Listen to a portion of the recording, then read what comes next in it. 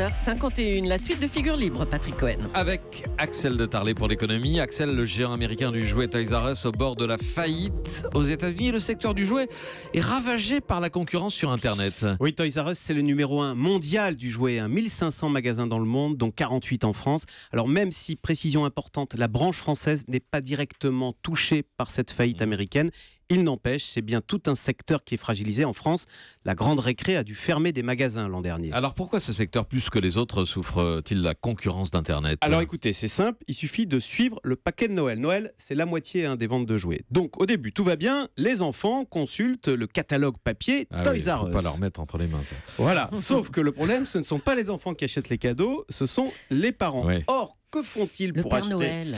Non, ce sont les parents qui achètent, oui. Eh bien, dans 87% des cas, les parents, pour acheter des cadeaux de Noël, consultent Internet. Internet, oui, Voilà, bien sûr. Internet. Et là, c'est terminé. Une fois que vous avez saisi sur Internet circuit électrique Superloop, eh bien, vous êtes dans les filets d'Amazon, qui n'aura de cesse ensuite de vous relancer, de vous harceler avec des offres spéciales.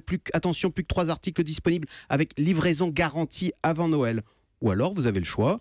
Vous pouvez aller chercher votre circuit Superloop dans un magasin en grande banlieue en espérant qu'il ne soit pas en rupture de stock. Donc le choix est vite fait. Internet représente désormais 22% des ventes dans le jouet. C'est 3 fois plus que la moyenne du commerce. C'est intéressant parce que ce secteur du jouet est très digital et il nous démontre la puissance d'Amazon qui sait mieux que personne collecter, exploiter les fameuses données personnelles. Amazon connaît mes goûts, mon adresse, mon numéro de carte bleue, c'est redoutable. Que peuvent faire ces chaînes traditionnelles ? Elles sont condamnées à disparaître ? Alors elles peuvent être beaucoup plus agressives sur Internet, un peu comme la Fnac d'ailleurs, qui va ferrer le client sur le web et lui propose ensuite de retirer les jouets en magasin, des magasins de proximité en centre-ville.